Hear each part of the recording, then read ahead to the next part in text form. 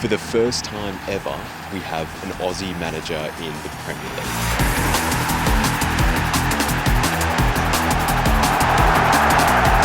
Ange Postecoglou is settling into life as a Premier League manager and is changing Tottenham. So I've taken a look at how the mood has slowly shifted in London, how the feeling around Spurs is changing, and what the key behind it all is. We're all excited for every pre-match press conference, every post-match press conference, every time he speaks. Okay, so context is definitely important here. Ange Postecoglou hasn't just fallen into this role. He's had success everywhere he's gone. This is me at Ange's last ever match in charge of the Socceroos, where he'd taken Australia's men's team to their 4th consecutive World Cup, after having also won their first ever major trophy in 2015. That followed success in Australia's domestic leagues and preceded success in Japan and most recently Scotland. It was only a matter of time before a big Premier League team came knocking. So after all of that success, Ange finally became a Premier League manager, and despite all of his success, the response was mixed.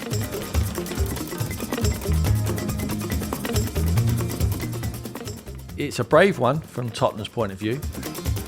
We had been taking on a bit of a managerial journey as fans in that summer.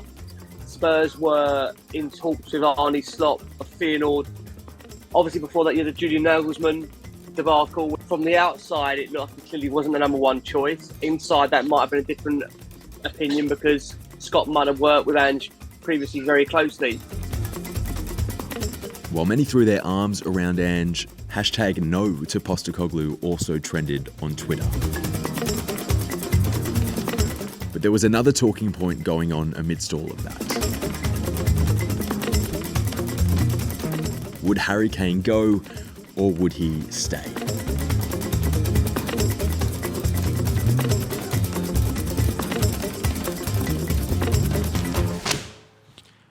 Harry Kane is not staying. So it's the first day of the new Premier League season, and as of this morning, Harry Kane is on his way out of Tottenham, and the general consensus is who can blame him? In terms of what the media is expecting from Spurs this season, the answer is not much. Nobody's got them top 4, nobody really has them top 6, and I think this line in the Times sort of sums it up. Even if Kane stayed, could they really battle for 4th or even 5th in the Premier League?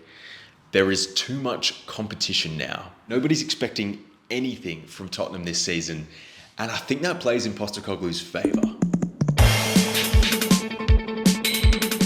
Okay, so today is Tottenham's first match of the season against Brentford. I'm heading down there with Optus Sport to watch Ange ball in the Premier League for the very first time.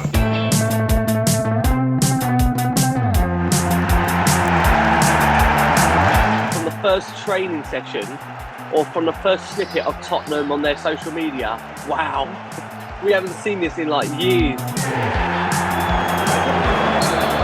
Players are actually playing at a high tempo and passing the ball to each other. Is this like, are we dreaming? Is this crazy? So I think that first match day really showed everybody what Ange is all about, but it wasn't until the following match that people couldn't ignore it anymore. It's match week 2 in the Premier League. Ange Postecoglou's first home game against Manchester United.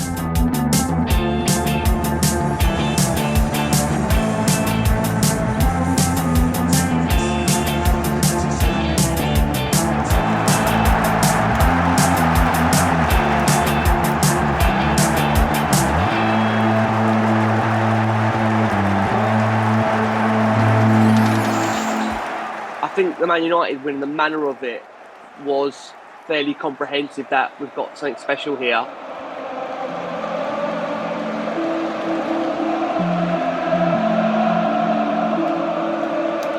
Obviously his first home game, the welcome he had was fantastic with the Tifo, welcome to N17, the atmosphere from the fans in that stadium.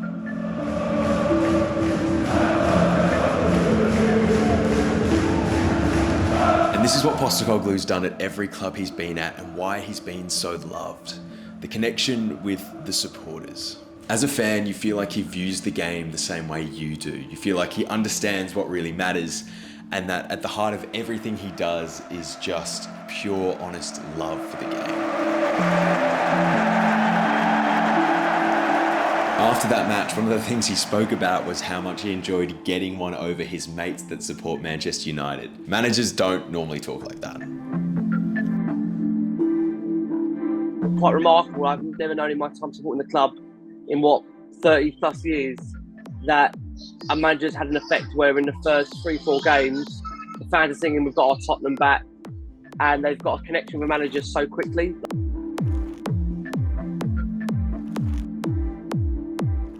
Here's the thing with Postecoglou though, early success is far from guaranteed. In his first season with Brisbane, they finished second from bottom. His World Cup campaign with Australia saw him collect 0 points. With Yokohama, he almost got relegated in his first campaign, and at Celtic, he lost 3 of his first 6 matches. Yet all of those tenures ended with silverware, the thing that Spurs fans have been so desperately craving. Any negative so far of Ange, any blip so far on the start at Tottenham, it's just the way Spurs crashed out of the Carabao Cup. The cups are massive for Tottenham fans because we haven't won anything for such a long time, one trophy in 20 years. And whilst for the younger generation, it's all about, got to get in the Champions League, got to get in the Champions League.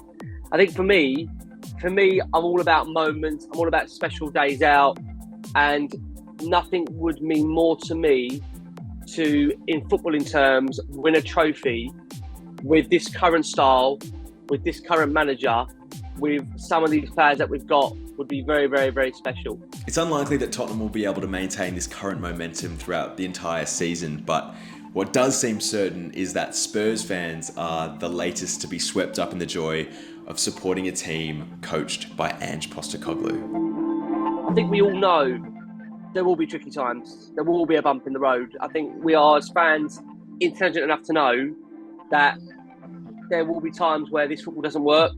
And although we're smashing teams for 5, I think there's also a situation where we do feel we could also be on the end of a cuffing of a 4-5-0 result because of the way we're going to play our football. We might not necessarily play bad on the day, but you just feel that it's so open and expansive, that could happen. So no, I think overall we are fairly understanding and expecting that we're in the middle of a rebuild. It's a transition season, but it's hard to say the man hasn't given us a tremendous amount of hope by the start we've had so far.